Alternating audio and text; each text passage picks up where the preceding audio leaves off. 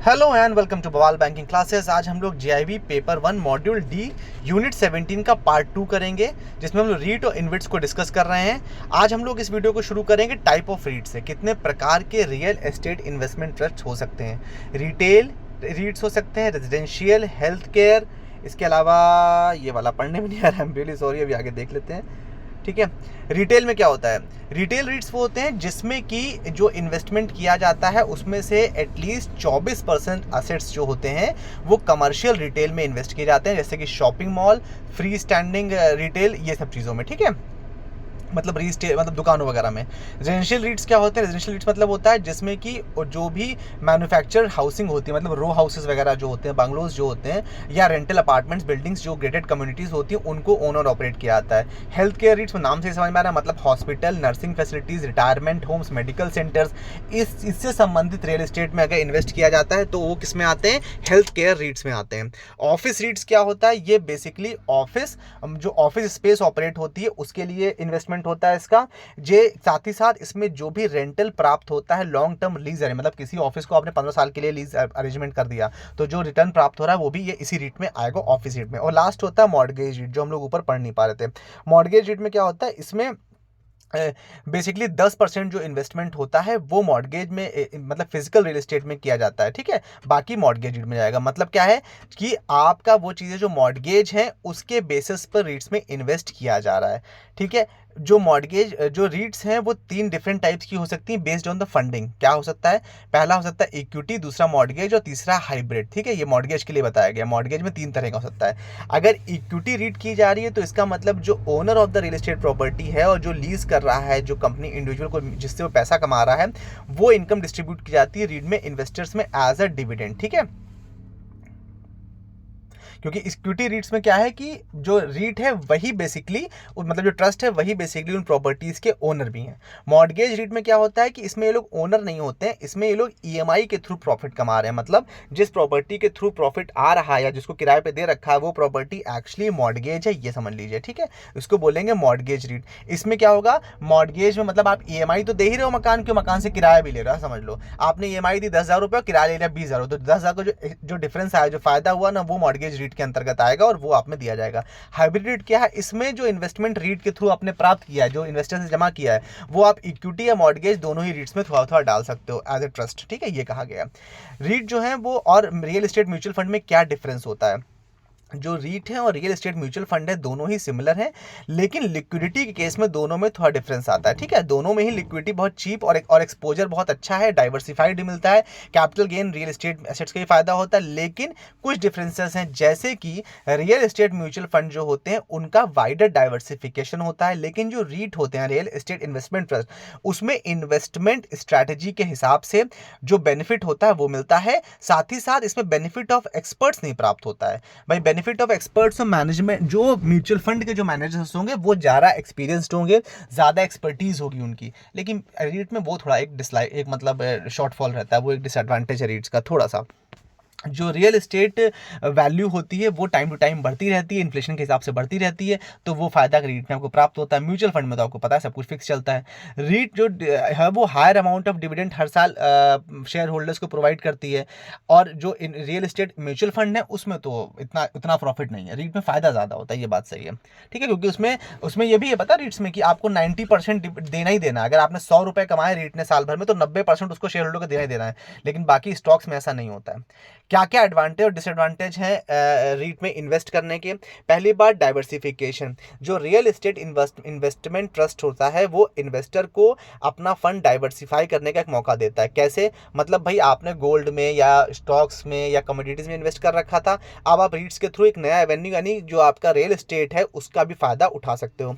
Small initial investment होता है, जैसे हमने शुरू में पढ़ा था ना, पहले क्या टिकट साइज था? 1,00,000 रुपए, 1 करोड़ रुपए का, लेकिन अब उस टिकट साइज को घटा, और पहले था कि 100 यूनिट लेना कंपलसरी था, अब ऐसा नहीं है। अब आप 1 यूनिट भी इन्वेस्ट कर सकते हो और सिर्फ 15,000 रुपए में इन्वेस्टमेंट शुरू हो जाता है। प्रोफेशनल मैनेजमेंट प्राप्त होता है, ये भी एक बहुत बड़ा एडवांटेज है भाई। आप अपनी खुद प्रॉपर्टीज मैनेज करोगे, शायद उतनी अच्छी ना कर पाओ क्योंकि आपको मार्केट के बारे में इतना नहीं पता है, रेगुलर जो ट्रेंड्स हैं, जो अपडेट्स हैं वो नहीं पता है। लेकिन जो प्रोफेशनली लोग होते हैं उनको सब पता है, तो वो जो प्रॉफिट रीप करेंगे उससे आपको ज़्यादा एडवांटेज होगा।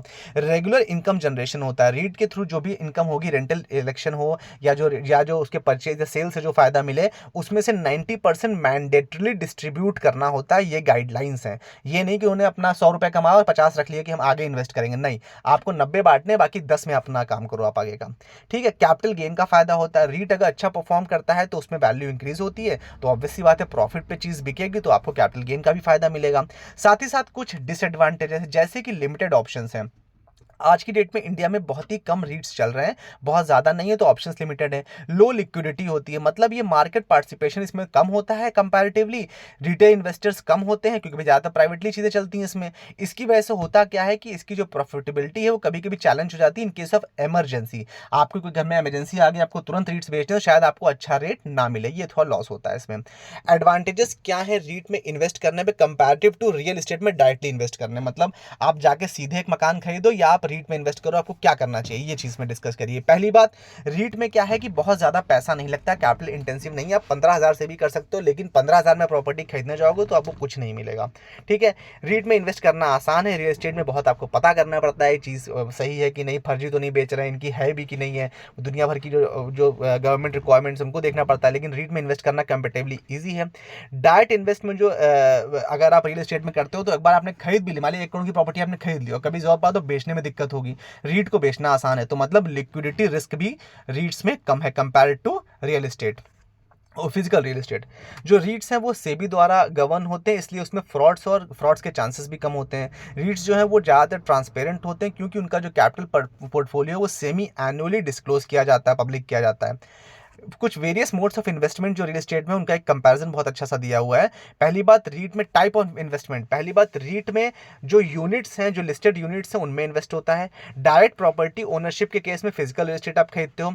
रियल एस्टेट कंपनी की अगर आप इक्विटी लेते हो तो जो रियल एस्टेट कंपनी लिस्टेड है स्टॉक एक्सचेंज में उसकी आप इक्विटी यानी उसके आप शेयर्स ले लेते हो। और चौथा ऑप्शन होता है आप कॉर्पोरेट प्रॉपर्टी बॉन्ड ले सकते हो, मतलब जो ये कंपनीज हैं रियल एस्टेट वाली, अगर वो बॉन्ड इशू कर रही हैं तो आप उनके कॉर्पोरेट बॉन्ड खरीद सकते हो, ये चौथा तरीका है।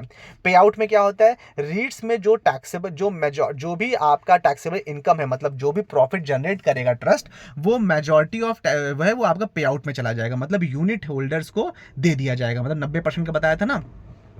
अगर आप डायरेक्टली प्रॉपर्टी खरीदो तब तो भाई ऑब्वियस सी बात है, जितना आपने प्रॉफिट जनरेट किया सब कुछ आप ही का है।